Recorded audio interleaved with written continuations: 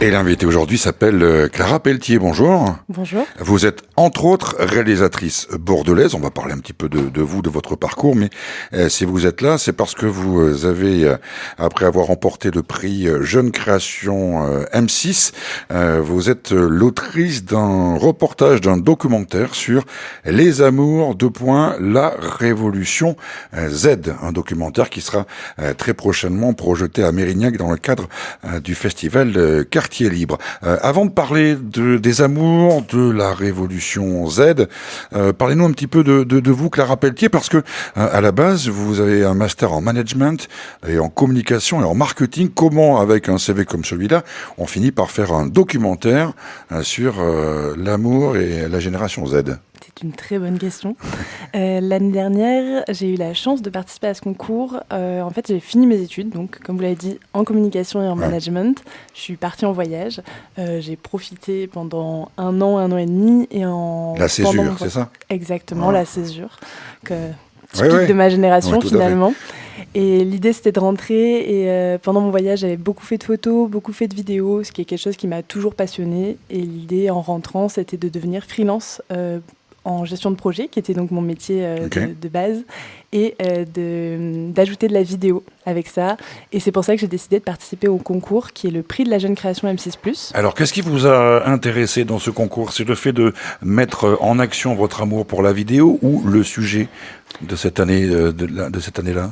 Honnêtement, c'est plus le fait de me mettre en action. Je rentrais justement de cette césure et l'idée, c'était vraiment de directement me remettre en action, me réhabituer à filmer. Une fois que la césure est terminée, il faut quand même y aller, quoi. C'est un peu ça l'idée, quoi. Il faut reprendre. Et là, l'idée, c'est qu'il y avait une date, une deadline. D'accord. Il y avait un sujet. Le côté challenge. Challenge, et c'est pas facile, en fait, beaucoup de personnes veulent faire des vidéos, mais c'est pas facile de se mettre d'accord sur un sujet. Pour moi, c'est ce qui est peut-être le plus compliqué. Et là, le sujet qui était l'amour et la génération Z était défini. Il y avait un cadre, il y avait une date de rendu, il y avait un objectif, et c'était plus facile de se lancer. Alors vous avez décidé de traiter de la désacralisation de l'amour romantique. Vous avez présenté effectivement votre projet. On va passer assez rapidement devant un jury qui a sélectionné finalement votre projet et qui vous a donné les moyens de réaliser ce documentaire, je le disais pour commencer, qui sera diffusé le 17 avril à 19h30 au Mérignac Ciné dans le cadre du festival Quartier Libre, donc à Mérignac. Et ensuite, au terme de ce documentaire, vous pourrez échanger avec Clara Pelletier. Un documentaire que j'ai eu la chance de voir. Trop chouette. Donc d'abord, félicitations. Merci. Parce que pour un premier docu, comme on dit, sans forcément avoir travaillé avec des documentaristes, sans jamais forcément avoir travaillé en télé, etc. Enfin, dans le monde de la vidéo, c'est une très belle réalisation. Merci beaucoup. Voilà, c'est vraiment très bien fait, avec un parti pris, avec des personnages assez étonnants à rencontrer, avec après de belles idées. C'était un très beau documentaire. On l'a regardé avec toute l'équipe. Alors c'était plutôt sympathique parce qu'il y a avec nous deux jeunes de la génération Z qui se sont reconnus dans ce reportage, mais qui ont aussi appris des trucs. Parce que vous êtes allé très très loin quand même. Et est-ce que vous avez l'impression vraiment d'avoir à cette occasion donné un point de vue de la génération Z ou bien de parler d'une partie de cette génération qui se pose beaucoup de questions, parce que tous les jeunes ne se posent pas des questions comme les personnes que vous avez rencontrées et interviewées dans votre documentaire quand même. Je pense qu'on se pose tous des questions à des degrés plus ou moins importants. Et justement, pour moi, c'était important dans ce documentaire d'avoir une assez grande diversité. Il y a des personnes qui se posent vraiment des questions très poussées. Alors, si je peux me permettre, il y en a qui se prennent vraiment la tête quand même. Enfin, c'est mon point de vue après avoir vu le documentaire. Mais quand même. Je pense que quand vous parlez de ça, vous faites référence au polyamour, qui est peut-être la forme la plus poussée dans ce documentaire, qui va creuser un peu plus le questionnement des normes, qui va un peu plus bouleverser notre manière de voir l'amour, notamment avec une autre définition de l'engagement, une autre définition de l'exclusivité. Mais dans ce documentaire, il y a aussi des personnes qui sont dans lesquelles moi je me reconnais, qui cherchent l'amour à un moment et qui se posent des questions aussi sur ce qu'elles veulent dans la vie, sans forcément que ça soit sur des formes assez extrêmes, qui restent sur des couples très classiques, notamment même s'il y a un couple de personnes lesbiennes qui, elles, sont dans un schéma finalement très classique elles veulent se marier, elles veulent vivre ensemble toute leur vie. Si elles veulent se marier, c'est pour la vie, c'est-à-dire que le mariage, pour elles, c'est un véritable engagement, et les deux le disent d'ailleurs clairement, si on se marie, on reste ensemble pour la vie. C'est complètement vieux jeu, ça, quand même. Et finalement...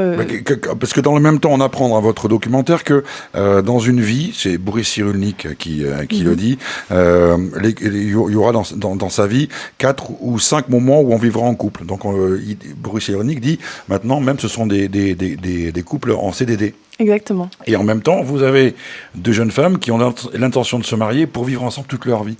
Ça veut dire qu'il n'y a pas vraiment de génération Z.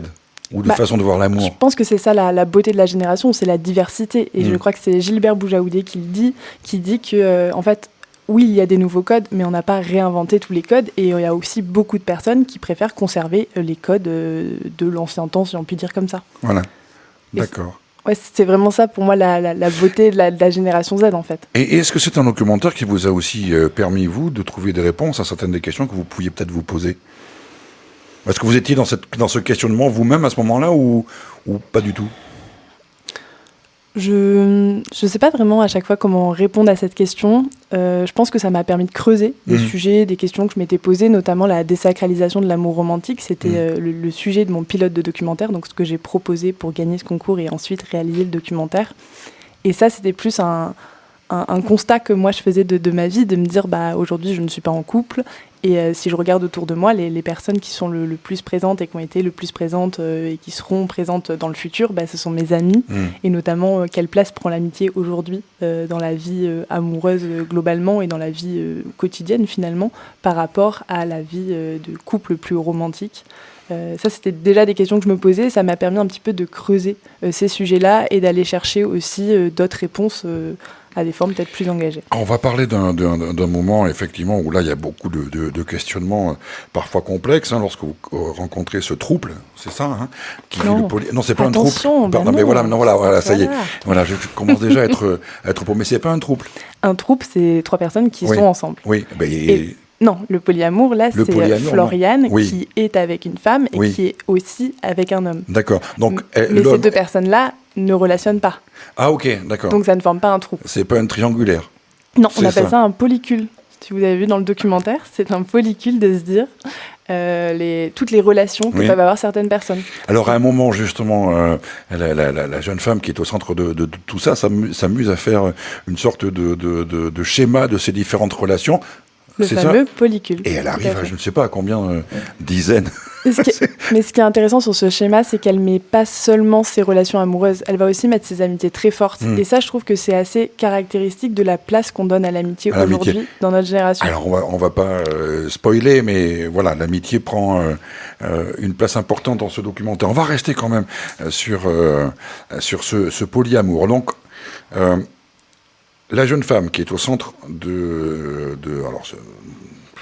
trouble, je sais pas, on peut appeler ça comme ça. La jeune femme qui est au centre de ça, donc, a des relations sexuelles avec un garçon 3 fois par semaine, à peu près, ils se revoient 3 fois par semaine, ils se font des dates, ils peuvent être aussi romantiques. Et puis, elle a aussi une relation, alors pas tout à fait platonique, mais pas sexuelle non plus, avec une femme, avec laquelle elle envisage, pourquoi pas d'habiter, et pourquoi pas d'avoir des enfants. Ouais, c'est ça. J'ai bien compris. Ouais, c'est ça. Elle a une relation romantique avec cette femme sans forcément avoir de rapport sexuel. Voilà. Mais ça aussi, c'est une caractéristique de ma génération. Mais elles envisagent d'avoir un enfant. Ouais. À un moment, elle le dit. Elles envisagent en tout cas de créer un foyer ensemble et aujourd'hui, elles se voient vivre dans un futur ensemble. Ouais. Alors, à cette occasion, on apprend des termes qui sont... alors, attends, je ne sais plus où je les ai mis parce que j'ai pris plein de notes. Ah oui, il y a le solo-poly, le poly-hiérarchique, le poly-anarchique. Quel est ce besoin de mettre des mots sur des comportements qui finalement sont très perso. Enfin, je veux dire, peu importe que je sois poly-hiérarchique ou poly-anarchique. Pourquoi ce besoin de nommer comme ça des comportements qui sont très perso ? Alors, pour ces mots-là qui sont très spécifiques, moi aussi, je me suis posé la question. Et honnêtement, ça a été un de mes questionnements dans le documentaire, de me dire, au-delà, même là, on parle du polyamour, des mots qui sont très spécifiques, qui ne parlent pas à beaucoup de personnes, mais rien que le polyamour, bisexuel, pansexuel, en fait, tous ces mots-là, je me suis dit, mais on est une génération qui n'a pas envie d'être mise dans des cases. Et vous les créez. Et pourtant, on les crée. Et c'est une question que j'ai posée à Camille Aumont-Carnel.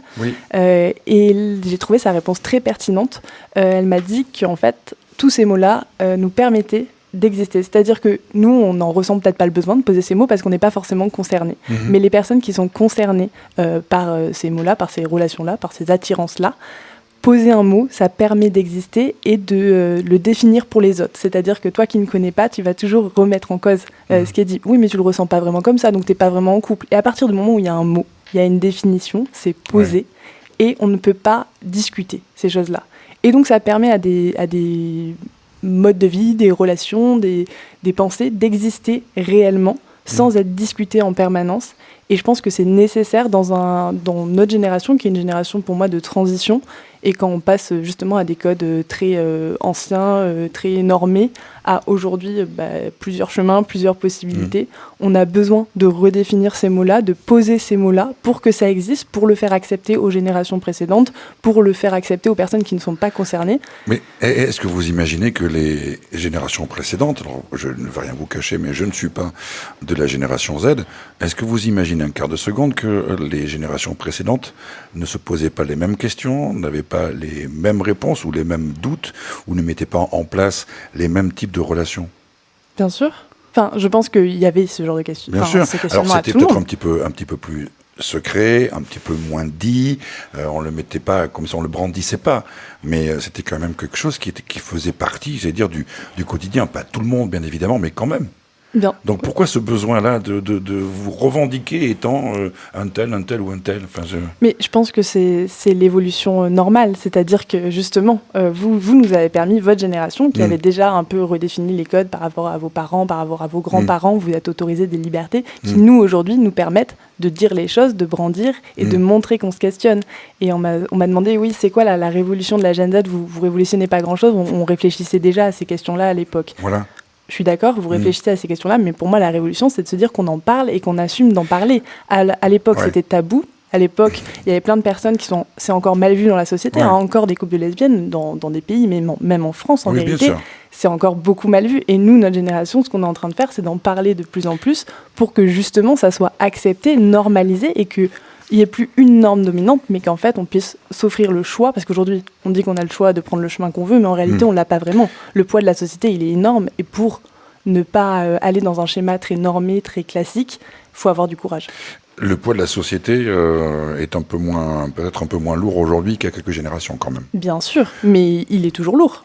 Aujourd'hui, quand je discute avec des copines qui sont en couple, c'est encore compliqué. Et c'est encore compliqué, et assumer de se tenir la main dans la rue, tu le fais pas dans toutes les rues de Bordeaux, même encore.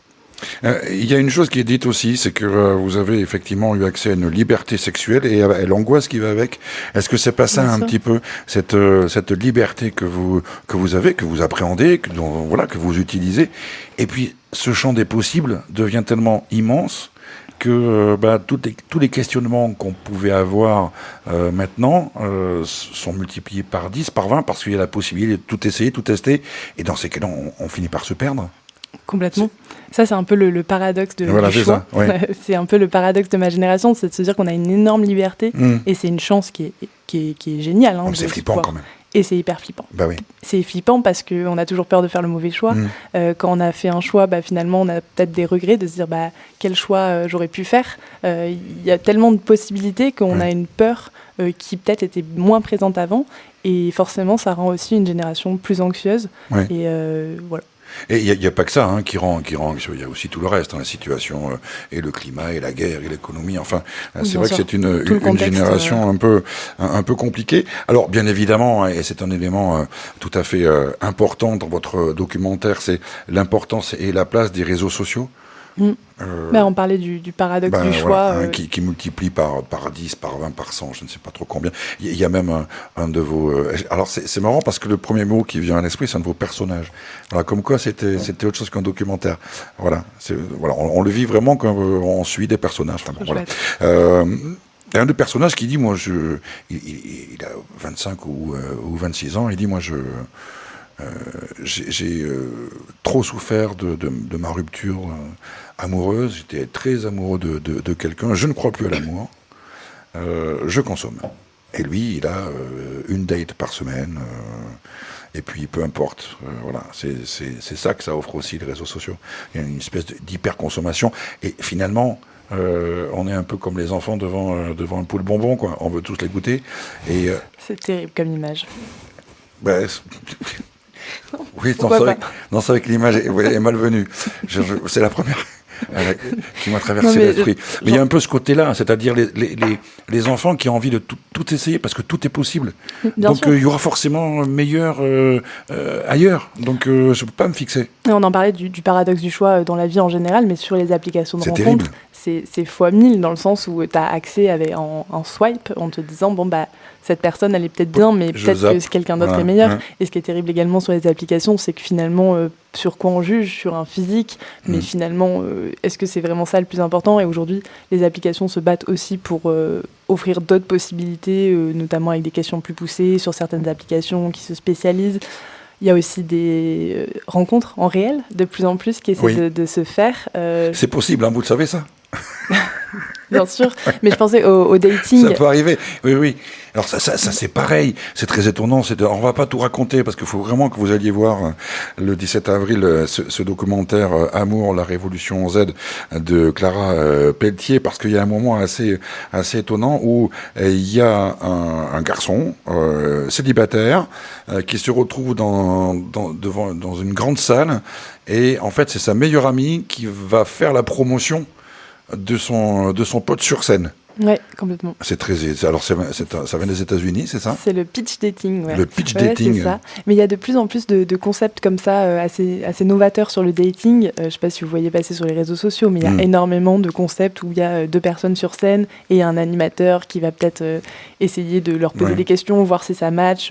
Mais vous ne pouvez pas aller en boîte, tout simplement. Enfin, je veux dire, c'est possible, mais je trouve que c'est marrant aussi de ce que ça dit, c'est que on est tous finalement encore à la recherche de l'amour, on a tous envie de rencontrer quelqu'un, et c'est parfois plus difficile de les rencontrer en réel, parce que malgré tout, je pense qu'on a plus de possibilités de parler, notamment avec les réseaux sociaux. Oui. On peut envoyer un message. J'ai fait aussi une séquence dans une classe où justement c'est un élève qui raconte ça, qui dit que même si tu vois la personne dans la cour de récré, tu vas la regarder, tu vas aller demander aux copains, c'est quoi son Insta, c'est quoi son Snap, et ensuite tu vas la DM. Et ça, c'est très drôle, tu vas lui envoyer la DM. Tu vas lui envoyer un message. Et ça, pour moi, c'est caractéristique de notre génération. C'est-à-dire que là, c'est un élève qui le dit, mais on fait tous ça en réalité, parce que c'est plus simple d'envoyer un message que de prendre un râteau en direct ou de déranger la personne. On va moins... Je pense qu'on est plus habitué à passer par le digital pour ensuite avoir le courage, entre guillemets, d'aller voir la personne. Et ça peut être déplorable pour vos générations de se dire, en fait... Non, mais c'est des choses qu'on entend souvent, de se dire, oui, vous n'avez pas le courage d'y aller, ou vous loupez des choses. Mais vous, Clara, déjà, je pense que vous êtes has-been par rapport à la génération de la classe de seconde dans laquelle vous avez été filmée. Vous le savez, ça, quand même. Oui. Moi, j'ai 26 ans, et la génération que j'ai filmée... Enfin, la classe que j'ai filmée, elle avait... En seconde, on a quoi, 16 ans ? 15-16 ans, Ouais, mais justement, c'était une volonté aussi d'aller voir toute la génération Z, c'est-à-dire que la génération Z, c'est les personnes qui sont nées entre 97 et 2012, on va dire 95, 2010, 97, 2012. Et moi, j'appartiens, donc, je suis née en 99, donc plutôt aux personnes les plus âgées de la génération Z. Vous êtes une vieille, vous. Enfin, je suis une vieille de la Gen Z, voilà. C'est ça. Et je voulais aussi aller voir un peu plus des jeunes, parce que je me dis, justement, si je parle pour une génération, je ne peux pas me contenter que de parler de moi-même. Et c'est ça qui était intéressant dans cette classe, c'est d'aller voir une plus grande diversité de personnes qui sont plus jeunes et qui ont, mais d'ailleurs, une vision assez romantique de l'amour par rapport tout à fait. Mais je pense que ça vient aussi avec... j'ai pas envie de dire ça, mais une naïveté, une beauté de l'âge quand on a 15 ans, c'est les premiers amours. Oui, en seconde, on croit encore à l'amour pour toujours, bien évidemment. On y croit aussi après. Oui, tout à fait, bien sûr. Par rapport au choix, justement, par rapport à ce qu'on évoquait tout à l'heure, le fait que les réseaux sociaux aient tendance peut-être à pousser les gens à la consommation, en tout cas à une recherche effrénée, et passer parfois peut-être à côté de belles histoires d'amour, juste... parce qu'ils imaginent que ça peut être mieux ailleurs. Il y a un jeune homme qui dit moi des fois j'arrête tout. J'arrête les réseaux sociaux, j'en ai marre, c'est toujours pareil, les sites de rencontres, etc. Ça m'intéresse plus. Et puis au bout d'une semaine, 15 jours, il vous dit je me réinscris, je recommence parce que j'ai besoin de séduire, j'ai besoin de rencontrer des gens, j'ai besoin, voilà. Et alors moi, ça me fait penser à une chose, même si c'est la différence entre Casanova et Don Juan, c'est toujours la même histoire. Entre ceux qui recherchent la belle histoire d'amour et ceux qui aiment séduire. On n'a pas beaucoup changé, en fait. Ce sont les moyens qu'on se donne qui ont changé. Mais le principe en soi, c'est toujours le même. Je pense que l'amour en soi, le sentiment est universel et qu'il ne changera pas, que ce soit des générations précédentes ou des générations futures, mais qu'effectivement les moyens viennent impacter cette perception et la manière d'y accéder. Et notamment le jeune dont vous parlez, c'est quelqu'un qui est très romantique et qui, lui, cherche la belle histoire et justement se retrouve sur les applications qui sont des fois déceptifs, notamment parce que effectivement c'est toujours les mêmes conversations, les débuts sont compliqués et il faut peut-être faire plusieurs rendez-vous avant de trouver une personne qui nous intéresse vraiment et avec qui on s'imagine peut-être faire une plus longue relation. Encore et toujours avec Clara Pelletier qui signe un documentaire Amour, la révolution Z à voir le 17 avril au Mérignac Ciné dans le cadre du festival Quartier Libre. C'est à 19h30 et vous aurez au terme de ce documentaire la possibilité de pouvoir échanger avec Clara Pelletier. Vous pourrez peut-être lui demander des explications sur quelques-uns des termes parce qu'on l'a dit, il y a quand même beaucoup une nécessité de mettre des étiquettes, de mettre des noms, de mettre vraiment des cases, enfin quelque chose qui permet de nommer des sentiments que tout le monde a connus. Mais peu importe. Qu'est-ce que c'est que situationship ? Une situationship, c'est quand on commence à relationner avec quelqu'un, on va la voir, on va peut-être s'embrasser, avoir des rapports sexuels, et ne pas forcément mettre d'étiquette sur la relation, justement. Tiens, on parlait d'étiquette, cette fois-ci on n'en met pas, on ne va pas être en couple, on est plus, voilà. C'est ce qu'on appelle un sex friend, quoi. Franchement, il y a plein de mots pour dire ça, on pourrait dire, est-ce qu'un plan cul et un sex friend c'est pareil ? Dans les termes, pour moi, il y a une différence. Un plan cul, ça va plus être vraiment que pour du sexe. Oui, c'est une sex soirée. Friend, t'as une notion d'amitié, de lien qui est peut-être plus importante. La situationship, c'est peut-être encore au-dessus de se dire... Encore au-dessus. C'est exactement ça. C'est l'idée, dans le documentaire, justement, à un moment, je mets une espèce d'échelle de se dire, y a le célibataire et il y a le couple traditionnel qu'on entend. Et au milieu de tout ça, ma génération va mettre différents mots à différentes échelles où on est un peu dans la navigation de est-ce qu'on est célibataire, est-ce qu'on est en couple, on ne sait pas. Et la situationship est peut-être le terme qui se rapproche le plus du couple. C'est en tout cas, mais sans vouloir vraiment s'engager dans le couple qui, encore aujourd'hui, représente beaucoup de choses pour ma génération. D'accord. Ah oui, parce que le couple amoureux n'est pas mort quand même pour la génération Z. Bien on sûr est d'accord. Bien sûr que non. Là, vous cherchez encore la même chose que nous, en fait. Bien sûr, on a parlé de polyamour, on a parlé d'applications de rencontres, on a parlé de plein de choses qui viennent changer parce que c'est peut-être ça qui change le plus par rapport aux générations précédentes. Mais il y a encore beaucoup de personnes qui fonctionnent très classiquement, très traditionnellement, qui se rencontrent dans des bars. Ils sont vus comment, ceux-là, par les potes, etc. Ils passent un peu pour des ringards ? Non. Vraiment, non. Je pense qu'il n'y a aucun jugement et on est vraiment dans une... en tout cas, moi, dans mon cercle proche, dans mes cercles même plus éloignés, j'ai l'impression qu'on est dans une sorte d'acceptation et même de...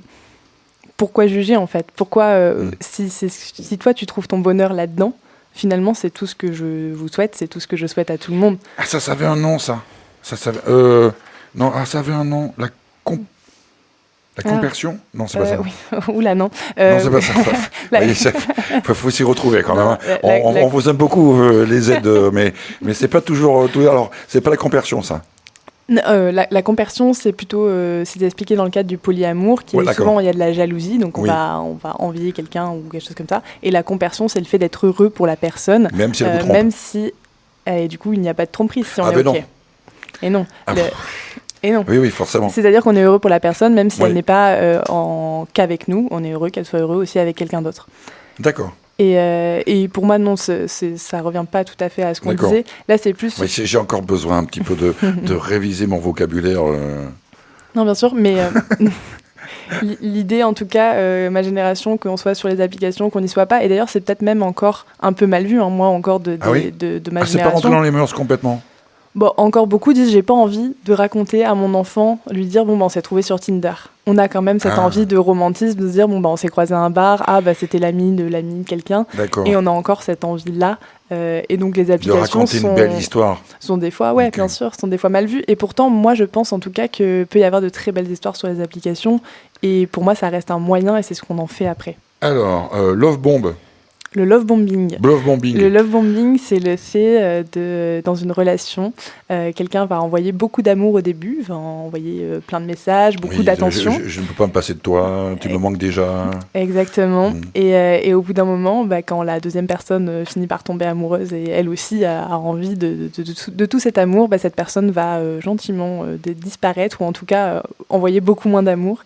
Et donc c'est une technique un peu perverse j'ai envie de dire de manipulation, mais oui, c'est ça, oui, y a de ça, qui arrive, et notamment avec plusieurs expériences, l'enchaînement des expériences que peut avoir certaines personnes de ma génération, ou les applications de rencontres où on va s'envoyer beaucoup, être un peu dans le feu du début, et finalement très vite s'éteindre, on peut y être confronté. Jusqu'à se faire ghoster.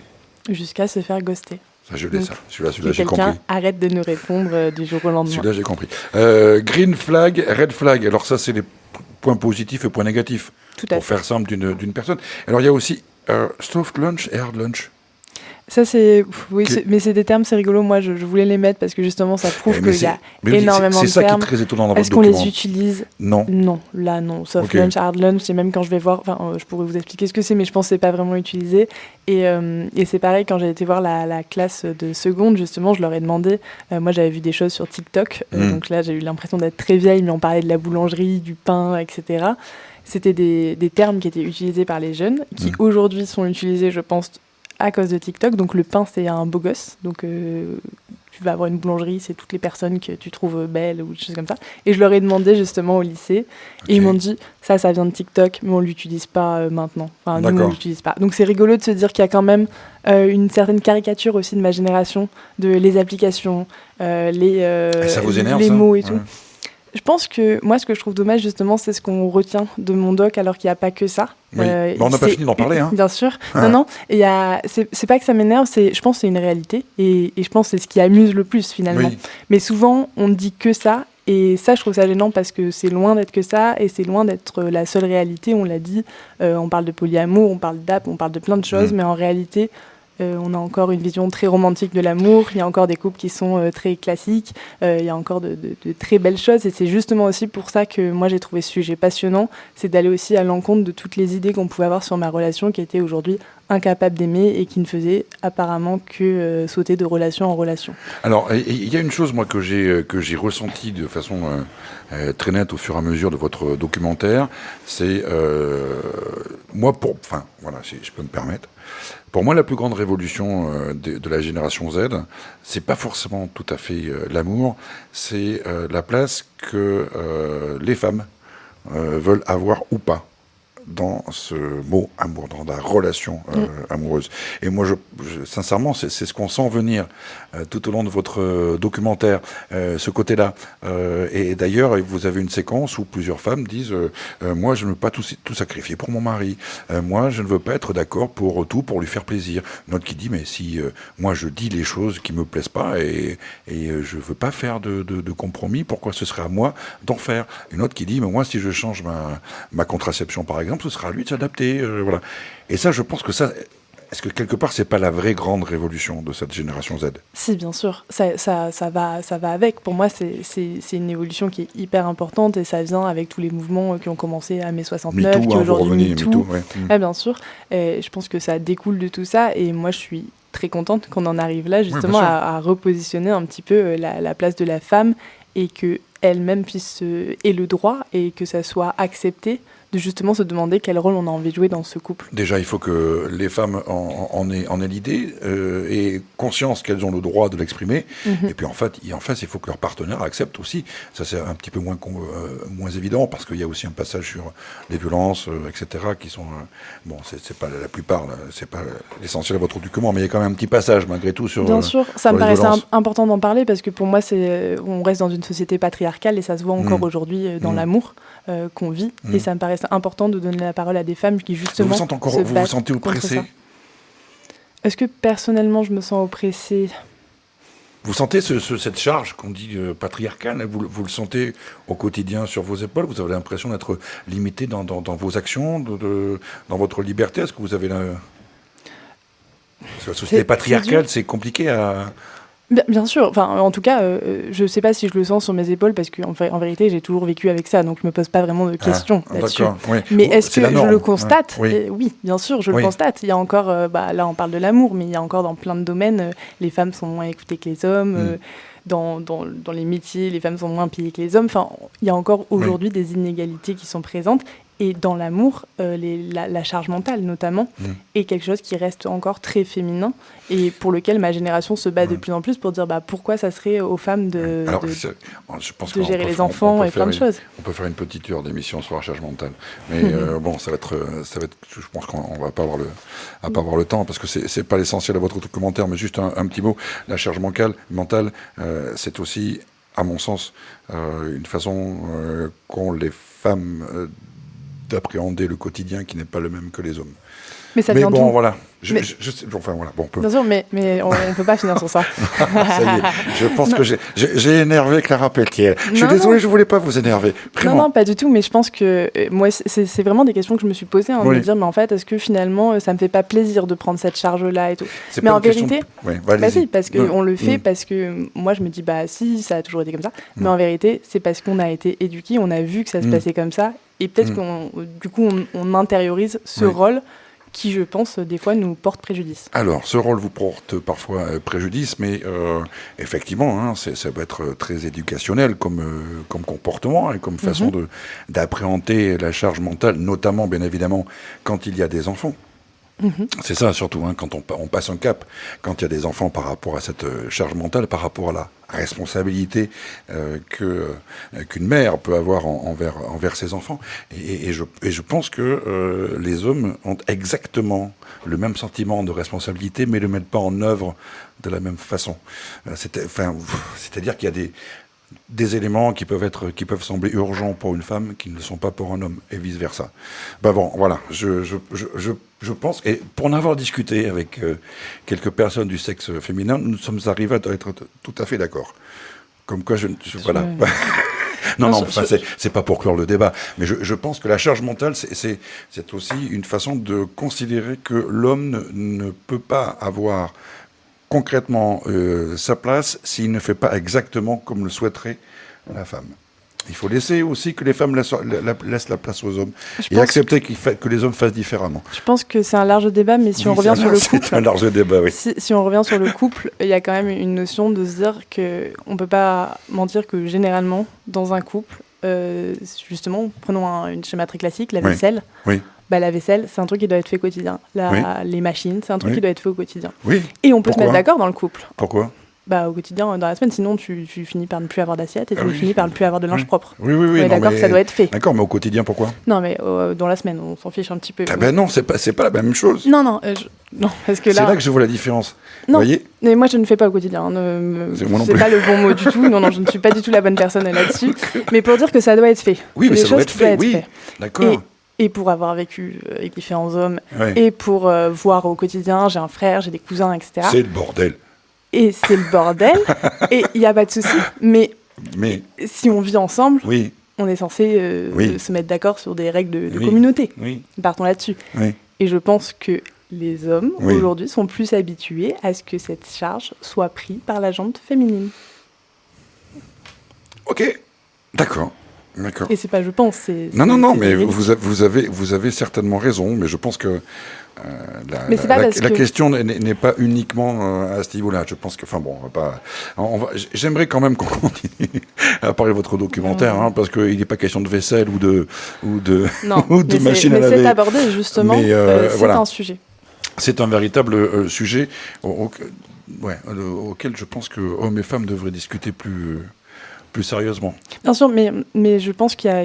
C'est pas, en fait, j'aime pas opposer des hommes et des femmes sur ce sujet. Pour moi, il y a des personnes qui, justement, la charge mentale, ça peut se partager, on en discute. Et si toi, tu veux le faire une fois par mois et moi une fois par semaine, il n'y a pas de souci, tu le fais une fois par mois, je le fais une fois par semaine. Voilà. Et pour moi, ça peut se discuter.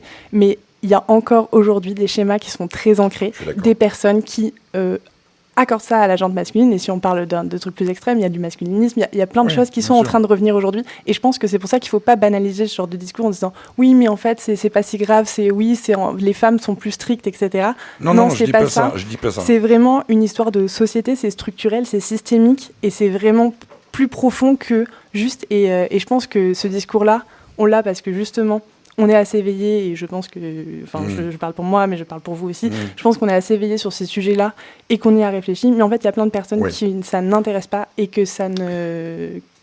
Oui, pour lesquels c'est comme ça et pas autrement. Pour lesquels c'est comme ça et pas autrement. Chacun a sa place. Et je sais pas tous les hommes, et il y a énormément de gens, que ce soit dans mon entourage ou ailleurs, qui sont justement pour cette égalité et qui ont chacune leur vision de la charge mentale. Voilà, mais globalement, non, je suis d'accord. C'est plus important. Mais encore une fois, ce qui est très étonnant, c'est ça. C'est que d'un côté, c'est le combat des femmes pour sortir d'un rôle que la société lui a attribué et qui peut tout à fait, bien évidemment, et surtout être remis en cause. Et puis, dans le même temps, cette nécessité qu'a la génération Z de remettre dans des cases et de remettre... Et ça, c'est assez paradoxal. J'aimerais aussi qu'on évoque très rapidement, parce que le temps, oui, effectivement, le temps passe très vite. Il y a aussi une notion très importante que vous abordez dans votre document, et ça pourra être certainement discuté à l'occasion de la diffusion de votre documentaire le 17 avril au Mérignac Ciné à 19h30. C'est celui du consentement. C'est vrai que de ça, on parle quand même de plus en plus. Est-ce que c'est pas un tue-l'amour ? Le consentement ? Non, on peut pas dire ça. Enfin, non, mais la nécessité de demander à l'autre, est-ce que tu acceptes que ? Serait-il possible d'envisager la possibilité ? Est-ce que tu crois que... C'est un discours qu'on entend beaucoup, de dire que c'est moins sexy, mais en fait, le consentement, c'est sexy. C'est de se dire à quel moment... parce que c'est toujours bien, ce que je veux dire, dans le consentement, on met quand même aussi le viol, on met toutes ces choses-là, hein, c'est-à-dire que on n'est pas d'accord. On est d'accord, oui. Donc, c'est-à-dire qu'à un moment, que ça soit pour des relations sexuelles, que ça soit pour un bisou, que ça soit pour des contacts physiques, à un moment, c'est important d'avoir le consentement de la personne. Et est-ce que ça tue l'amour ? La réponse, c'est non. C'est de se dire que c'est peut-être différent de... justement, on a tous cette image très romantique qui est justement diffusée dans les films, qui est diffusée dans les romans, qui est diffusée dans un peu toute notre culture, tout notre passé, de se dire... Ah bah c'est hyper sexy justement qu'on me plaque contre le mur sans me demander mon avis quand je dis non et qu'on m'embrasse. Et en fait à la fin elle tombe amoureuse. Mais c'est ça les histoires qu'on nous raconte depuis qu'on est enfant. C'est ça les histoires des princesses, c'est toujours les histoires qu'on nous raconte.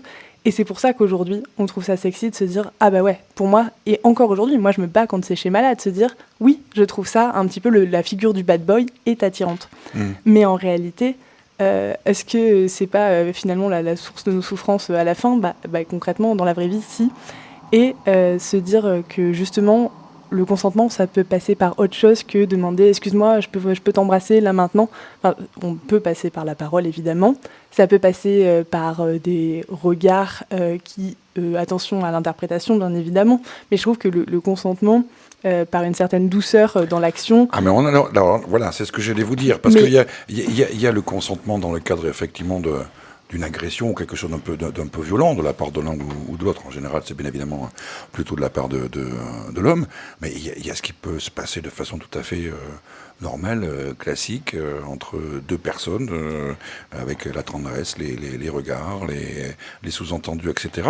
Et si on casse ça en disant « dis donc, à ce moment-là, ça te dérange pas que je te fasse un bisou ?» c'est pas un tue-l'amour, c'est quoi ? Non, pour moi, c'est pas un tue-l'amour. Ça sera jamais. La maniare dont c'est demandé, déjà, on n'est pas obligé de faire excuse-moi, je peux t'embrasser. Ça peut se chuchoter doucement, ça peut se dire délicatement. Ça peut se rapprocher et attendre que l'autre personne arrive. Je veux dire, il y a différentes manières de gérer ce consentement-là, et c'est très important d'en parler. Et dans le documentaire, je trouvais chouette aussi, c'est un homme qui en parle, et pour moi, c'est important parce que souvent, on entend la parole des femmes sur ce sujet-là, et c'est important que ça soit aussi porté par les hommes. Et d'ailleurs, il y a plein d'hommes qui sont OK et qui, justement, trouvent ça très chouette. Non, mais moi, je pose des questions pour... Bien sûr, pas de souci. mais je trouve que c'est un sujet important et que souvent, justement, on va avoir tendance à qualifier ça de tue-l'amour. Et en fait, pour moi, non. Et il y a toujours cette possibilité de pas forcément le verbaliser, mais du moins... d'y penser, et je trouve que c'est important justement que tout le monde y pense, parce que des fois c'était un petit peu un acquis, et même pour les hommes, je sais pas comment ça se passe chez vous, mais pour la drague je pense que c'est assez aussi intimidant de se dire je dois l'embrasser mais je suis pas sûre qu'elle veuille, vas-y il faut que j'y aille parce que c'est un truc d'homme, c'est comme ça qu'on fait. je trouve que c'est aussi bien d'avoir la possibilité de se dire, de laisser voir les choses et peut-être de poser la question si vraiment la personne est intéressée. Alors peut-être que la personne sera un peu déstabilisée ou quoi, mais au moins ça permet d'être clair et de ne pas avoir de mauvaises surprises. Et c'est important. Alors il faudrait, Clara Pelletier, que vous reveniez pour une autre émission, cette fois pour déterminer comment la place, effectivement, qui est tout à fait normale et qui est revendiquée par les femmes aujourd'hui dans la relation amoureuse, peut bouleverser un petit peu la jante masculine. Je pense qu'on pourra en reparler, parce que ça se passe à deux, cette histoire. On est bien d'accord. Et que, quand on charge un petit peu, et encore une fois, c'est tout à fait normal, quand on charge un petit peu les paradigmes, ça bouleverse un peu tout le système. Mais bon, on aura l'occasion d'en parler. Quoi qu'il en soit, n'hésitez pas à aller le 17 avril à 19h30 au Mérignac Ciné dans le cadre du festival Quartier Libre Mérignac pour découvrir, dont on a beaucoup parlé quand même, mais découvrir encore, allez-y, parce que c'est drôlement bien fait, Amour, la Révolution Z, signé Clara Pelletier, avec laquelle vous pourrez ensuite discuter avec, on l'a évoqué rapidement, on n'a plus le temps de trop d'en parler, l'importance quand même de l'amitié. Ouais. Dans votre documentaire, on parle beaucoup d'amour, même polyamour, etc. Mais il restait quand même quelque chose. C'est l'importance de l'amitié. Et puis, j'aimerais terminer juste sur une phrase. L'amour en lui-même n'a pas changé, les codes, oui. C'est un de vos intervenants qui... voilà, c'est ça. Et je trouve que c'est un beau résumé. Dernière question, Clara Pelletier, est-ce que vous définissez comme une féministe ? Oui, bien sûr. Mais je pense que tout le monde devrait se définir comme féministe.